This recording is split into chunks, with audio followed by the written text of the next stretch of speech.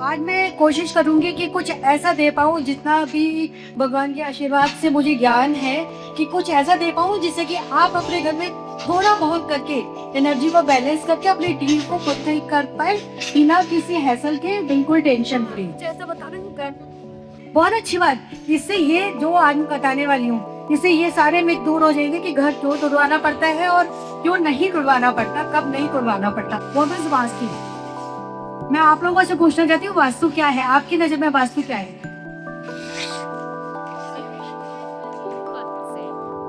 बिल्कुल direction wise सारी चीजों को रखना। लेकिन मैं ये कहती हूँ कि वास्तु है एनर्जी का बैलेंस। ये पूरी दुनिया एनर्जी से बनी है। सब लोग, सब आप एक ऐसा ह्यूमन, आप एक एनर्जी का पुंज है। अगर दुनिया की एनर्जी इम्बैलेंस हो जाए तो क्या स्मूथली वर्क हो पाएगा? बिल्कुल भी नहीं हो पाएगा। कुछ ना कुछ चीजें डगमगा जाएंगी। ऐसे ही आपकी एज अ ह्यूमन अगर एनर्जी बैलेंस नहीं होगी तो क्या आपका बॉडी सिस्टम सब कुछ सही रहेगा? नहीं रहेगा। माना पेट, स्टमक अपसेट है तो आपका पूरा दिन खराब हो जाता है कि आज तो ना कुछ कर पाए ना कुछ हो पाया। तो वैसे ही आपकी एनर्जी जैसे होती है, वैसे ही आपके घर में रखे हुए हर सामान एक एनर्जी कैरी करता है। इवन जो नॉन लिविंग थिंग है वो भी एक एनर्जी कैरी करते हैं। आपकी दीवारें, आपके कर्टन, ब्लैंक्स जो भी लगे हुए एक एनर्जी कैरी करते हैं। उस एनर्जी को और आपकी एनर्जी को जब कॉस्मिक एनर्जी के साथ अलाइन कर देते हैं, वही वास्तु है। बस वहीं से ड्रीम्स मैनिफेस्ट होने लगते हैं। और ये चीज पहले केवल राजा महाराजाओं में होती थी। वास्तु वैदिक काल से चला आ रहा है। केवल राजा महाराजा करते थे, आम जनता की पहुंच से बहुत दूर था। एक दो तीन कारण थे उसके। एक कारण था कि राजा और प्रजा के बीच में डिफरेंस क्रिएट करना कि हम राजा है, हमारे पास सारी सुविधाएं, सब कुछ, मतलब एक अबंडेंस है। दूसरी चीज होती थी कि वास्तु बहुत तोड़फोड़ होती थी, महंगा होता था। अब राजा के पास तो कुछ कमी नहीं है। उसने कहा यहाँ से किचन हटा दे, इधर लगा दे, यहाँ खेल को बनेगा या घोड़े का अस्तबल बनेगा, यहाँ से यहाँ करा दे। तो उसने करा दिया। तो हम तो नहीं करा सकते ऐसे, आम प्रजा नहीं करा सकती थी ऐसे। ना वो तोड़फोड़ करा सकती थी, ना वो इतना खर्चा कर सकती थी जितना राजा कर सकता है। तो इसलिए वास्तु का तब से भ्रम हो गया है। जैसे शिवाजी ने कहा, अभी आज भी लोगों के दिमाग में यही भी है कि तोड़फोड़ होगी। और अभी तो रेनोवेशन कराए हैं, फिर वास्तु वाले को बुला लेंगे, मन में बहम आ जाएगा और तोड़फोड़ करा देंगे। भाई किचन यहाँ क्यों आ गई, या टॉयलेट ऐसा क्यों हो गया, तो भाई बुलाना ही नहीं है। उससे अच्छा तो नहीं करो तो ठीक है, जैसे है वैसे ठीक है।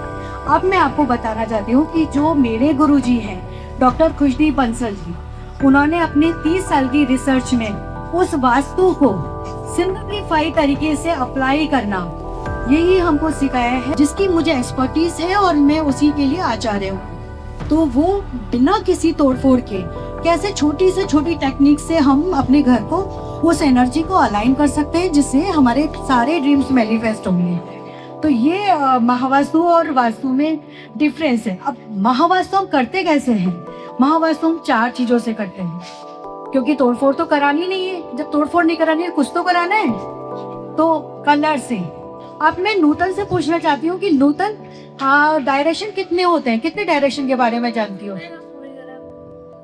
कितने डायरेक्शन होते हैं आपके नजर से? 4। यस। आप लोग क्या सोचते हैं कितने डायरेक्शन होते हैं? 6। आप लोग? 10। 8 लोग? हाँ, बोलिए। आप लोग कितना सोचते हैं कितने डायरेक्शन होते हैं? कितने डायरेक्शन होते हैं? यस। हम लोग 16 डायरेक्शन की बात करते हैं। 4 डायरेक्शन होते हैं, नॉर्थ के 4, ईस्ट के 4, साउथ के 4, वेस्ट के। तो हम लोग 16 डायरेक्शन और 32 एंट्रेंस की बात करते हैं। एंट्रेंस एक नहीं होती कि आप, बहुत लोगों को मिथ होता है कि अरे मेरी तो साउथ की एंट्रेंस है तो बस मैं तो गया ही। ऐसा कुछ नहीं होता। ये सबसे बड़ा मिथ है आज की तारीख में कि साउथ की एंट्रेंस खराब होती है। हर डायरेक्शन में 2 एंट्रेंस ऐसी होती है जो अबंडेंस लाती है। और स्पेशली साउथ की S4 SD की डायरेक्शन, तो उससे ज्यादा रिच अबंडेंट फैमिली हो ही नहीं सकती अगर वो डायरेक्शन है तो ये मिथ भी बिल्कुल बेकार है। तो मैं आपको बता सकती हूँ, कंपास से आप चेक भी कर सकते हैं। वो आपको मैं फोन पे भी, फोन कॉल पे, वीडियो कॉल पे कैसे भी बता सकती हूँ। या आप अपने घर का मैप भेज दीजिए, ग्रिड करके आपको बस भेज दूंगी, उसमें सारे डायरेक्शन आ जाएंगे। तो वो तो आप बहुत इजीली आप खुद भी घर के सेंटर में खड़े होकर आप देख सकते हैं कि कौन सी एंट्रेंस है हमारे, कौन से डायरेक्शन की एंट्रेंस है, बहुत इजी है वो। अब आप जो मैंने पेपर दिया उसको टर्न कर लीजिए। अब आप देखिए इसमें 16 डायरेक्शन की बात है। कुछ कलर दिख रहे होंगे, जैसे नॉर्थ लिखा है तो उसमें ब्लू सा कलर दिख रहा होगा आपको, साउथ लिखा है तो वहाँ पर आपको रेड दिख रहा होगा, ईस्ट में ग्रीन दिख रहा होगा, वेस्ट में व्हाइट दिख रहा होगा। ऐसे कुछ कलर आपको नजर आ रहे होंगे। और साथ ही साथ आप देखिए कि जहाँ डायरेक्शन लिखा है नॉर्थ, वहाँ अपॉर्चुनिटी लिखी होगी। साउथ ईस्ट लिखा है जहाँ पर, वहाँ पर कैश फ्लो लिखा होगा। तो ऐसे ही हर डायरेक्शन के अपने अपने अलग अलग एट्रीब्यूट्स होते हैं और कलर होते हैं जो एनर्जी कैरी करते हैं, डायरेक्शन होते हैं, दिशा बल जिसको हम लोग बोलते हैं। तो इस फॉर एग्जांपल आपका लिविंग रूम नॉर्थ डायरेक्शन में है, वहाँ पर आपने एक बहुत सुंदर सी पिंक कलर की वॉल करा दी, तो आपकी अपॉर्चुनिटी हैम्पर होंगी। करना क्या है आपको, अब मुंबई जैसी जगह में या किसी भी अपार्टमेंट में हम रहते हैं तो है नहीं कि बेडरूम को लिविंग रूम बना दिया और लिविंग रूम को बेडरूम, हमारा वही रहने वाला है, चाहे वो साउथ में हो चाहे नॉर्थ में। उस पिंक वॉल को केवल आप पेंट करा दीजिए ब्लू कलर में, फिर आप डिफरेंस देखिए, या व्हाइट कलर करा दीजिए और उसमें वाटरफॉल एक बड़ा सा लगा दीजिए, फिर आप डिफरेंस देखिए 21 डेज में। और जो भी मैं ये बोल रही हूँ मैं केवल 100% रिजल्ट के आधार पर ही बोल रही हूँ, 99% की मैं बात ही नहीं करती हूँ, 100% रिजल्ट के आधार पर ही मैं बोल रही हूँ 21 डेज में। तो एक तो हो गया हमारा कलर जिसके हिसाब से डायरेक्शंस मेंशन होता है और डायरेक्शन के अपने एट्रीब्यूट अपने कलर होते हैं। दूसरा हो गया यूटिलिटी, जैसा सबके घर में वॉशिंग मशीन होती है, वॉशिंग मशीन अगर ईस्ट डायरेक्शन में है तो वो आपकी जो नेटवर्किंग है वो हैम्पर कर देगी।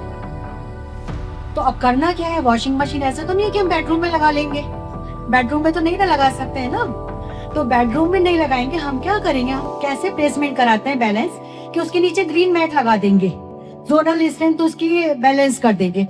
तो इस तरीके से मैं सजेशन देती हूँ। मेरी एक फ्रेंड है जो वियतनाम में है, आप लोग मेरा मतलब वो भी देख सकते हैं वीडियो, उनका टेस्टिमोनियल डाला हुआ है मैंने, उसमें देख सकते हैं। तो उसमें क्या था, उनका 7 डॉक्टर्स का पैनल ट्रीटमेंट करा था क्योंकि 1 साल में उनको 3 बार टाइफाइड हो गया था, सही नहीं हो रहा था, और टॉप नॉच डॉक्टर्स थे जो ट्रीटमेंट कर रहे थे।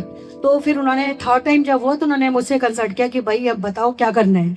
तो मैंने उनके यहाँ केवल यही कराया, नॉर्थ ईस्ट में उनकी वॉशिंग मशीन थी तो उसके नीचे ग्रीन कलर का मैट लगवाया, और उनकी मेडिसिन जो रखी थी वो WNW में रखी थी, जो आप इसमें कार्ड में देखेंगे डिप्रेशन का जोन है, तो वहां रखी थी। वहां से उठा के उनको ये लग रहा था मैं तो कभी ठीक ही नहीं होंगी, इंडिया शायद जा ही नहीं पाऊंगी कभी, तो वो मेडिसिन उठा के नॉर्थ ऑफ नॉर्थ ईस्ट, आप देखिए कार्ड में लिखा हुआ है north of north east direction, जो इम्यूनिटी का जोन है, बस वहां रखवाई।